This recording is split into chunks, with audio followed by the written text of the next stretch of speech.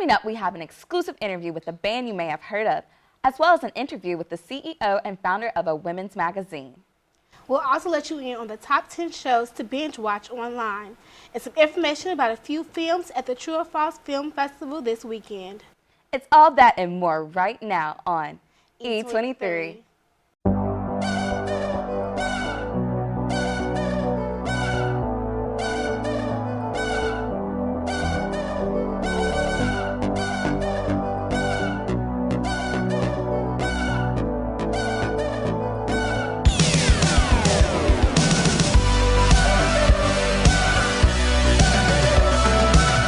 Thanks for tuning in to E23 Lines.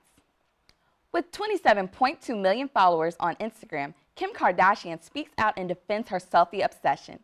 The reality star has thousands of selfies, and soon a book of those selfies will be on shelves in stores near you. She recently starred in a T-Mobile commercial that mocked her selfie obsession. Kim says she finds selfies ridiculous, but argues that she can look at a photo on social media and know exactly where she was by the outfit she had on or who she was with. She says she takes it more as a fun, emotional scrapbook that she loves to look back on. The Kardashians are becoming quite the buzz in the media these days. Kim Kardashian's 17-year-old sister, Kylie Jenner, recently bought a $2.7 million mansion. When asked about her daughter's decision, Kris Jenner said she was very proud of her daughter's purchase and cannot wait to start decorating. I suppose Kylie doesn't have too much to worry about, being that her sisters, Khloe and Kendall, are a few blocks away. The white and gold dress, or should I say blue and black dress, has been an ongoing debate worldwide. If you haven't heard, a photo of this dress has been seen all over the internet in both white and gold and blue and black, depending on the person looking at it. And in some cases, some people are seeing it differently when viewing it multiple times. This particular debate is tearing apart friendships. There are multiple theories to why people see the dress differently, but now the world can keep calm because in a recent interview with the designer, Christodoulou, clarifies that the dress is indeed blue and black. Those are the headlines for this week. But in the Colombian entertainment world, the band Congos made a visit to the Blue Note Monday night with guests Sir Sly and Colony House for Hi, this is Julia Nixon with E23 reporter Julia Nixon was yet to bring you this exclusive interview with the band. Hi, this is Julia Nixon with MUTV here at the Blue Note, here with the band Congos. I'm here with two of the bandmates and brothers, Johnny and Dylan. How did you guys start your band? It kind of just started itself. We all played music from a young age, and then we just started jamming together. How would you guys describe your type of music? Folk music with nuts, I think, is the best way to describe it, or jungle rock. Jungle rock, yeah. Tonight, mostly we're playing stuff from Lunatic, our second album, and then a couple new songs, a couple covers, and, I mean, the most popular song is Come With Me Now. That's the one that most people take their phones out and film. And do you guys have another album, anything in the works coming up soon? Yeah, we've been writing a lot. We've got when we get done with this tour, we're going to head back to the studio and try and finish the third album. Don't know when it'll be out, though. Warm up our voices, yodel, the usual things, yeah.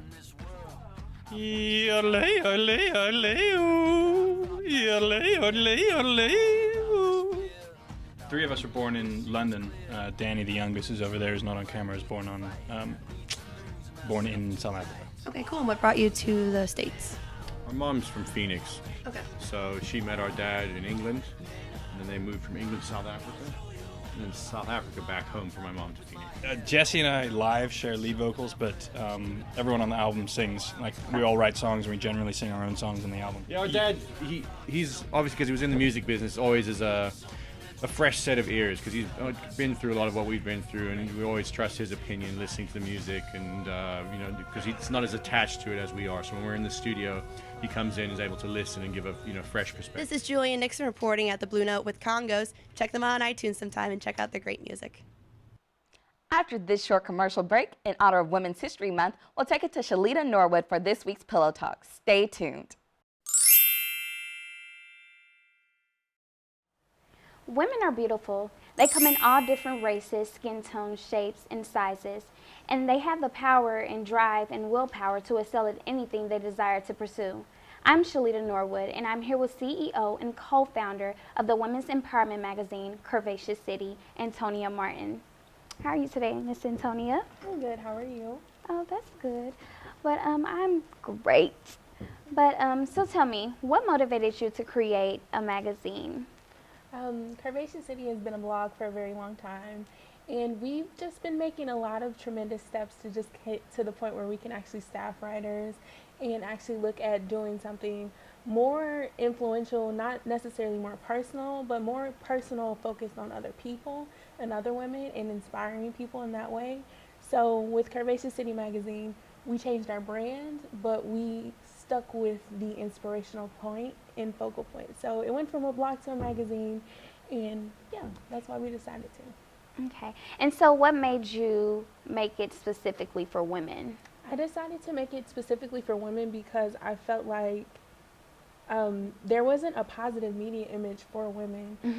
Nothing that really struck me. I looked at, Cosmopolitan and a lot of different other magazines like Vogue and all these things, and they had like a particular type of woman that they would normally display. Right. And it wasn't the everyday woman. So I believe Curvaceous City represents the everyday woman. And I love the way we look, how we style ourselves, how we dress, how we act, how we perform, how we work hard, and we're just able to do so many amazing things, and we don't actually get the representation that we deserve. So Right. Okay. And the name of the magazine is called Curvaceous City. Where does that name stem from? it's actually a hilarious story. I can't remember I remember his name. His name is Jeff, and we were at a Blackout magazine, which is actually a campus magazine. It's out of the LBC, Legion of the Black Legions magazine.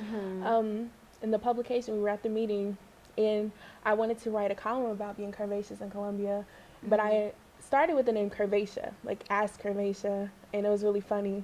And then when I came back and was like, oh, I'll do a blog about this, I said, Curvaceous City. And Jeff said, instead of calling yourself Curvacia, and I actually went backwards, but it's okay. Curvacia, how about you say Curvaceous in Columbia? And considering the fact that I wasn't necessarily in Columbia at that time, I decided to call it Curvaceous City because no matter where you are, it can be, a city nearby or some cities near you. So yeah. Okay.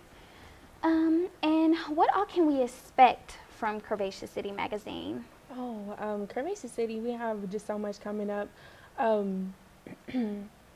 We'll have wellness, beauty, fashion, but more so in the wellness department, we're not just going to talk about health.